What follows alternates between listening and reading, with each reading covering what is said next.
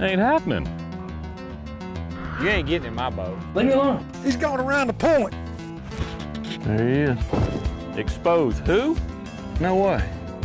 Expose what? That's the one we was looking for. Behind that rock just like that.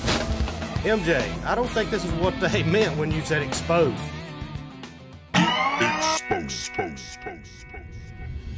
Get the boat, man, it's time to go. Grab your baits and fishing poles. Fill the tank and then hit the road. Till you're in that fishing hole. Made up my mind, I'm no weekend warrior. I'm a pro fishing professional. And when I'm fishing, man, my goal is to win. I won't stop until I'm in that circle with legends like Rick Clunner, Kevin Van Dam. I got that ski Reese. I got that carrot stick, man. If y'all see me on the lake, better make way and pray my motor quits, cause I won't know I'm a bass master. Yeah, I'm a bass master. I really believe that watching this Pro Patterns Exposed video is going to help you increase your fishing catch ratio tremendously. Not just peat ponds, but you've got Ott Defoe, you got some of the best names in the business on Pro Patterns Exposed. You got Timmy Horton, you've got, I mean, I couldn't name you all the guys. And if you'll watch these videos, I promise you it'll make you a better fisherman. Hey, I'm James Niggemeyer, and this is the third day of practice for the Bassmaster Elite Series on Falcon Lake. I figured out a couple different things. Today we're going to try to expand some of that and try to include some new areas. Thanks for coming along and enjoying this on Pro Patterns Exposed. Part of the challenge of pre-fishing for me has always been, as a whole, I'm kind of a slower fisherman, more methodical. I go in an area, pick it apart, spend a lot of the time in there, but the rub is trying to cover a lot of water. You don't want to just spend the whole day in Couple Creek Arms. That's just not going to tell you the story that you want to know. And so pushing myself to fish faster, but fish slower and methodically, not lose who I am as an angler, and still accomplish the goal of covering a lot of water has always been kind of a challenging thing for me, because if it was just a day out on the water, I could easily spend a lot of time in an area just trying to figure out what the fish are doing and getting a sense of the pattern that's going on, what the fish are keying in, the depth range, and different things like that.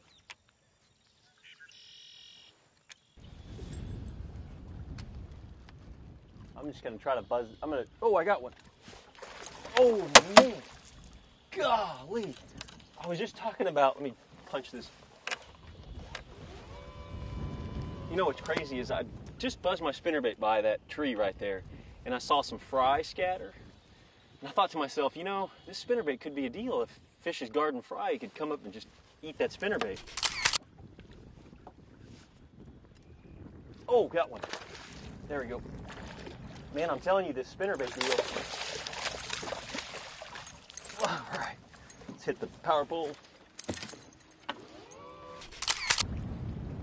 Kind of funny because we were talking about the bite being tough, and I don't think it's, you know, like we're crushing them or anything like that, but you know, we're thinking this post-frontal deal has kind of shut them down, and I do have a feeling it has, but under the right circumstances, you get on a wind-blown bank like this in the right area, and you may have to cover a lot of water to get in around that right area. I've thrown this spinnerbait on and off throughout the day, but get into the right little set of circumstances, and you can get a few bites on it, which is last day of practice for a Bassmaster Elite Series tournament. You always kind of wonder if you found enough, and what you found, and the pattern you're on, and how it'll hold up, and how the conditions will affect it, and what the other guys have found, and all those different things. It's such an interesting game we play, and so much of it is affected on a day-to-day basis. It's something that you got to be able to shift on the fly and know when to stay the course, and fish a clean game, and try not to lose as many fish is what I mean by that, and just fishing well, and try not to make too many bad decisions or even errors on the water in the way of not being prepared when a fish bites, and getting ready to go to the meeting here in a little while, and it's always kind of a little bit of butterflies in the stomach, and a little bit of nervousness, a little bit of excitement, nerves kind of going too.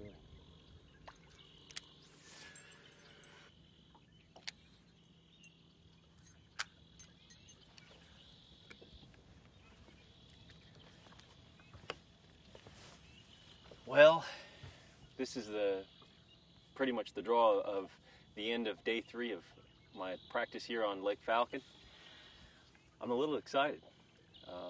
Today was a little tougher, but I also tried new areas, tried to expand what I had, tried to add some stuff. I think I added at least one area to it.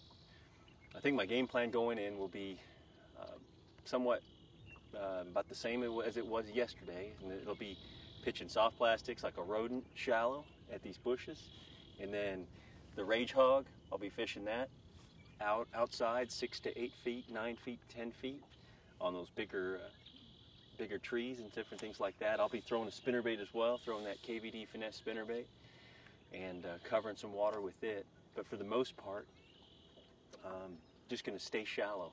I'm not planning to move off the bank, and we're just going to see what happens here. I'm kind of excited about it, but I definitely want to thank you for tuning in to Pro Patterns Exposed. Thank you for watching Exposed. Join us again next week on ProPatterns.com as more of the world's top professional anglers share their tournament strategies with you. This is Sandra Rankin, and we'll see you then. Exposed. Get the boat, man, it's time to go. Grab your baits and fishing poles. Fill the tank and then hit the road till you're in that fishing hole. Made up my mind, I'm no weekend warrior, I'm a pro fishing professional. And when I'm fishing, man, my goal is to win. I won't stop until I'm in that circle with legends like Rick Clunner, Kevin Van Dam. I got that Skeet Reese, I got that carrot stick, man. If y'all see me on the lake, better make way and pray my motor quits, cause I won't know.